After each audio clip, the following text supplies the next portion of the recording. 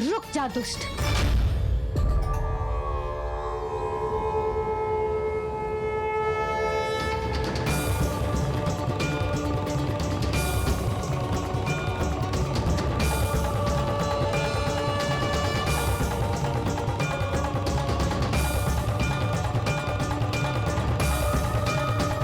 इतनी शीघ्र भेद खुल गया क्या मेरा? लगता है आज बेलन से पिटाई होगी। इतनी सी इच्छा? ठीक है, पूरी कर दूंगा।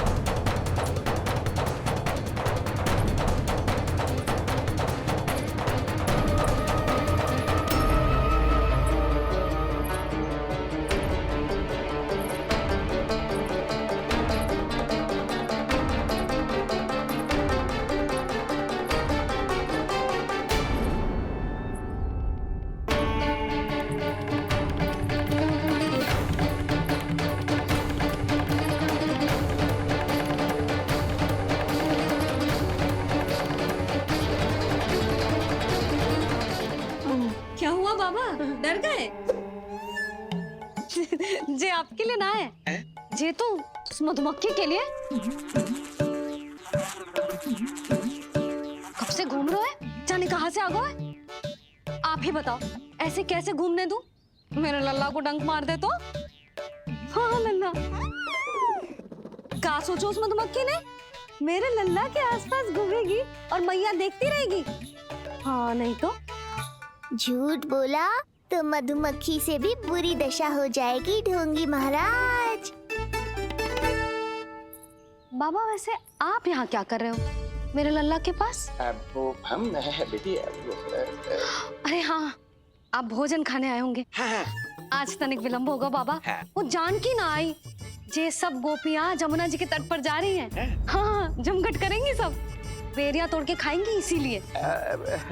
फिर तो बेटी यशोदा तुम्हें भी जाना चाहिए, क्योंकि तुम तो घर से बाहर निकलती ही नहीं हो। सही कहा ढोंगी महाराज, अब मुझे ही कोई लीला रचनी पड़ेगी। नीलमणि, ओ नीलमणि।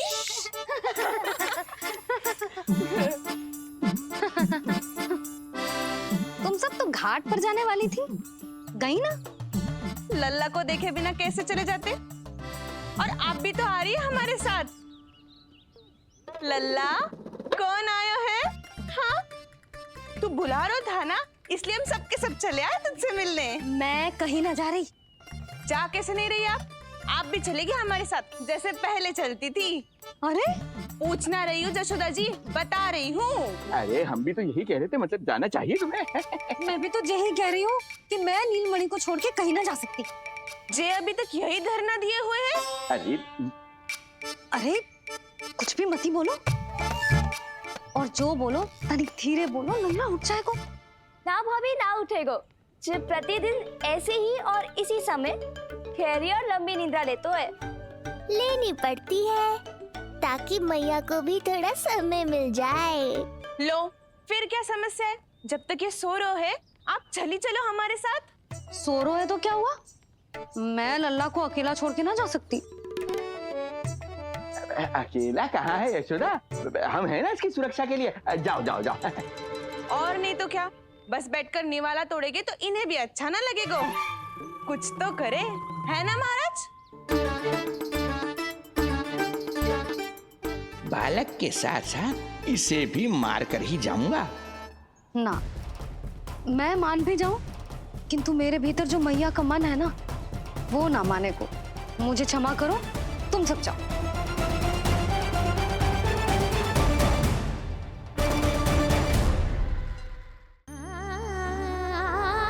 बेटी यशोदा,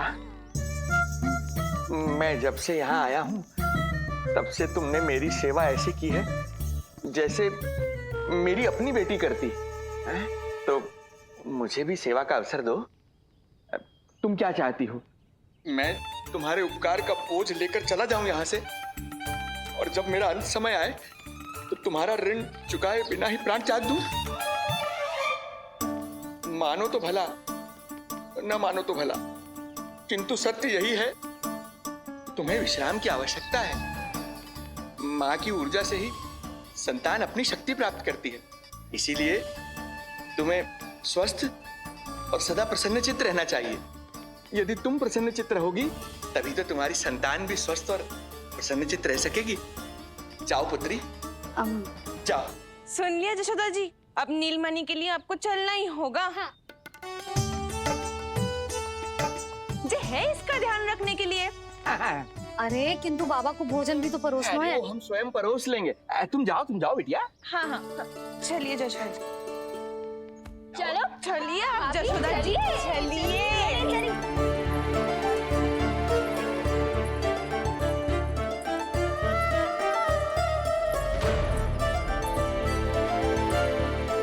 कुछ पल के लिए तो मेरी चिंता छोड़ो मैया और जीवन का आनंद लो। तब तक मैं इनको संभालता हूँ।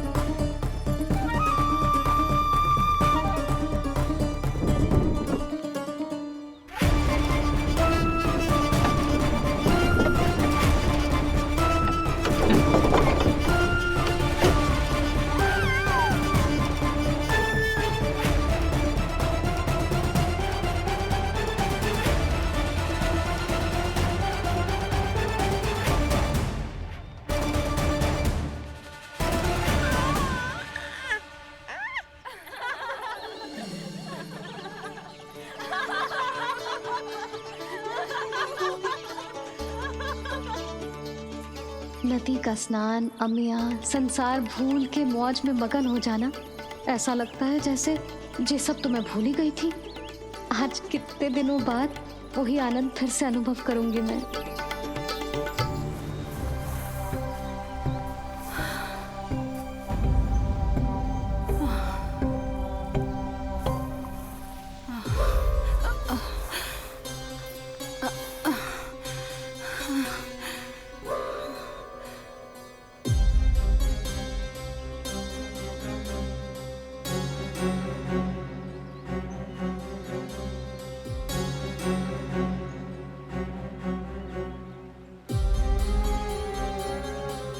प्रणाम नंद भैया। प्रणाम उत्तम भैया। सब ठीक है? हाँ, आपकी विकलांग बनाने की योजना बहुत अच्छी थी। सारी जानकारी प्राप्त कर ली और किसी को संदेह भी ना हुआ। बहुत अच्छे। क्या समाचार लाए हो? इस बार कंस ने गोकुल में किसी विकट को भेजा है, और सबसे बुरी बात तो ये है कि वो हमसे पहले यहाँ आ चुका है।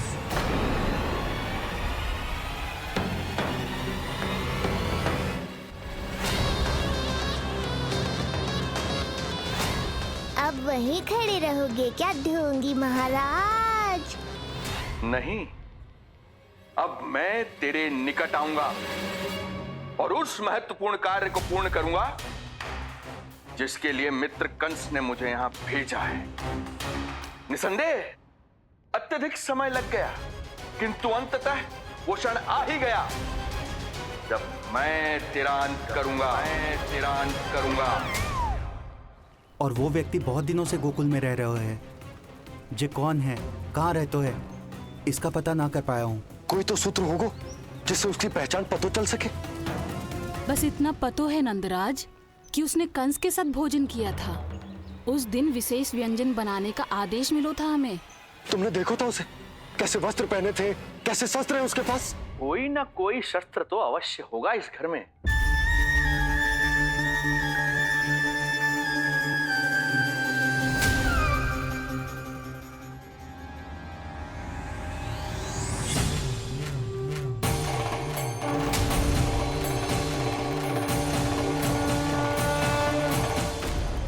भयभीत मत हो ढोंगी महाराज, अनेक है, कोई भी चुन लो।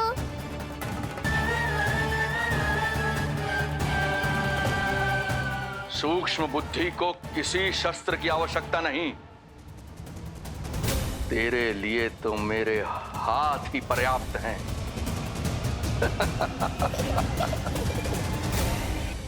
आज सब कितने समय बाद इकट्ठा हुए हैं ना, आ जाएगा आनंद। अरे देख, तेरा नाम लेते ही कौन आ गया? संगिनी मौसी और सुमिति, लगता है सास बहू में समझौता हो गया है आज। पर अब की बार झगड़ा क्यों हुआ था? पता नहीं। चल। शंकरी चाची चाहती है कि इनका लल्ला इनके पल्लू से बंधा रहे, और बहू कहती है कि इसका पल्लू कम शक्तिशाली थोड़ी ना है, तो इसके पल्लू से क्यों ना बंधा रहे इसका पति। हाँ जसोदा जीजी, देखो ना, जो मुंह में आए बोली जा रही है सुलक्षणा। ए, शांत रहो सब।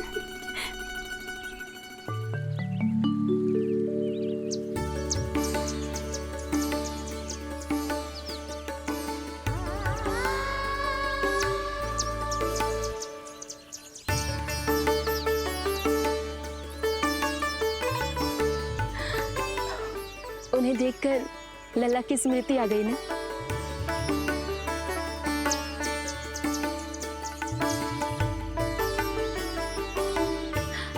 वो घर में आनंद से होगो।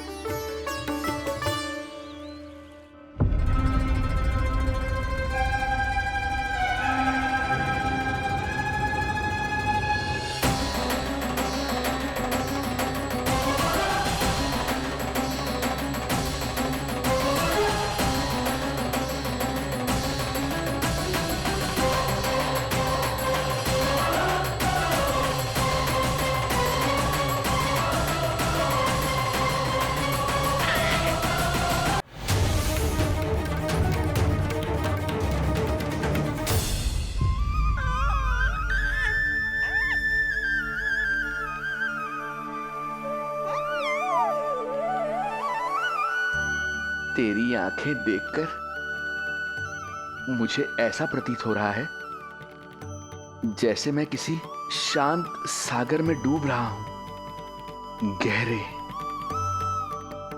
और गहरे।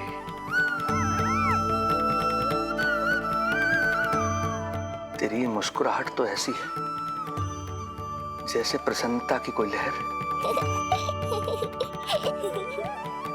मेरी ओर बढ़ी चली आ रही है। और ये आभा, ये तो इतनी मनमोहक है कि मन कर रहा है स्वयं को न्यौछावर कर दूं मैं तुझ पर। लो कर लो बात, मेरे प्राण लेने आए थे, अब स्वयं ही न्यौछावर हो रहे हो।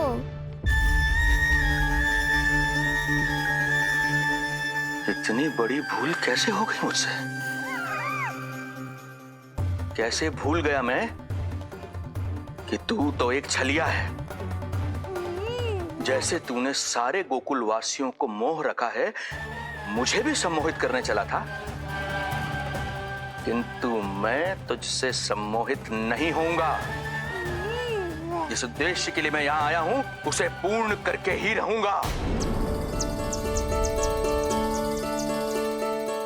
अच्छा ये बताओ भाभी, पहले हमें क्या करना चाहिए?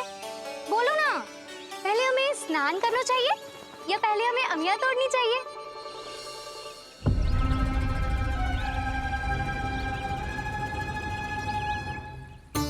जेरा जेरा, ये तेरे बाव के पास पड़ा एक पत्थर। हाँ, ये पत्थर तो बहुत बड़ा है।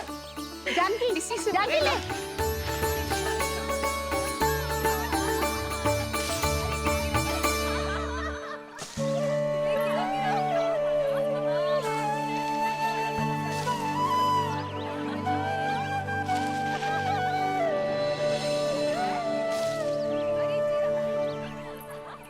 क्या होगा भाभी? कहाँ खो गई भाभी? क्या होगा? आप भी ध्यान दो ना, पेट में चूहे कूदे हैं।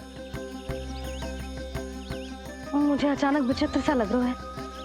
सब ठीक तो होगा ना?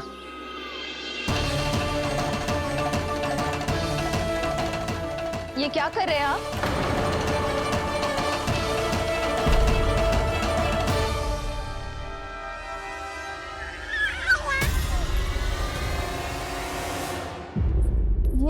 नीलमणि के पालने के पास क्यों आना पड़ा आपको? अब वो हमें पालने के पास क्यों आना? हाँ, वो नीलमणि की माला पालने में गिर गई थी, तो हमने सोचा वही पहना दे। ये देखिए, ये माला। लाइए, मैं पहना देती हूँ। हाँ, पहनाइए। वैसे आपको क्या लगा कि हम बालक को कोई क्षति पहुंचाना चाहते हैं? अरे ऐसा कैसे कर सकते हैं? हम तो उसके नाना जैसे हैं, तभी तो यशोदा हमें इसके पास छोड़कर गई है। बहुत विश्वास करती है वो हम पर। नीलमणि के बारे में यशोदा किसी पे विश्वास नहीं करती। अच्छा, पहनाइए पहनाइए।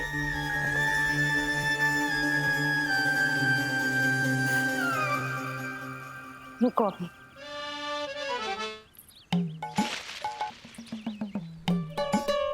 प्रभावती चाची, आप तो कह रही थी कि जशोदा भाभी का एक भी निशाना ना चूकता, पर आज तो एक भी ना लग रहा है। लग तो है आज तो बिना आम खाए घर जाना पड़ेगा। पहली बार लल्ला से इतनी दूर आई हूँ ना, मन लौट लौट के उसी के पास जा रहा है।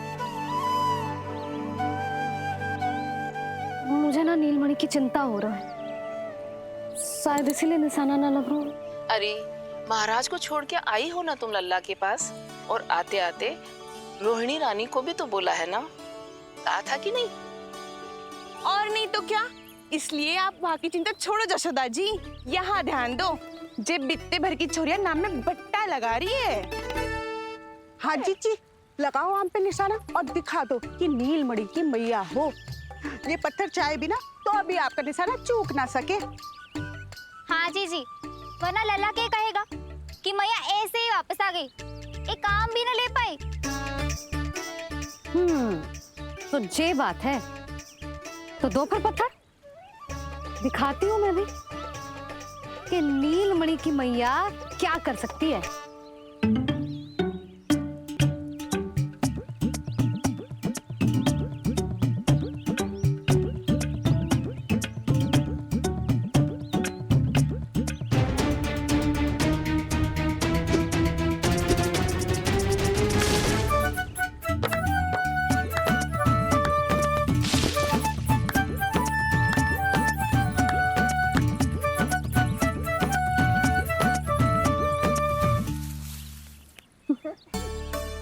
अरे रुको, पहले प्रभु को भोग लगाओ, फिर जितना मन करे खाओ। और पेट भरे तो लेट जाओ।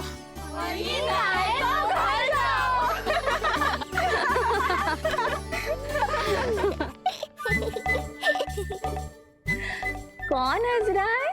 हाँ? बड़ा खिलखिला रहा है, प्राण बचेंगे नहीं तेरे। आपने मेरी मैया को प्रसन्न किया है, इसका फल आपको अवश्य दूंगा मैं। मुझे फल देने चला है तू? अरे दूंगा तो मैं तुझे, वो भी मृत्यु। इसका अर्थ है लल्ला के प्राण संकट में है और हमें उस षड्यंत्रकारी के बारे में कचू पतो ना है। भैया, हमें लेख पत्र जांचने होंगे। यदि कोई बाहरी व्यक्ति गोकुल में आए होगो तो उसके बारे में हमें सब लेखा जोखा पता चल जाएगा। तुम सही करो नंद, मैं अभी प्रबंध करवाता हूँ। पता नहीं उन गुप्तचरों ने क्या बताया होगा। यदि नंद को मेरे बारे में कुछ भी पता चल गया तो नहीं, समय रहते ही कार्य समाप्त करना होगा।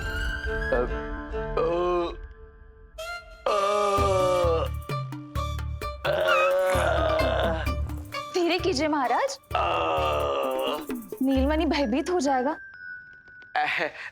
क्षमा करना बेटी, वृद्धावस्था में यदि पेट रिक्त रहे तो वायु विकार हो ही जाता है। यशोदा कह रही थी कि भोजन तैयार है, यदि तुम परोस दो तो ये वृद्ध भोजन कर लेगा और वायु विकार से मुक्ति मिल जाएगी।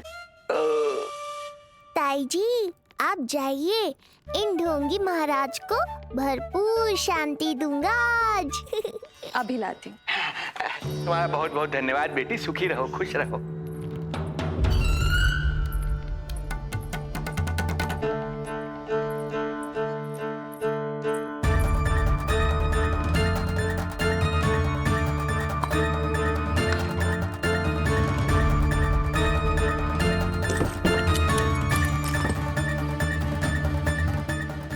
कौन बचाएगा तुझे?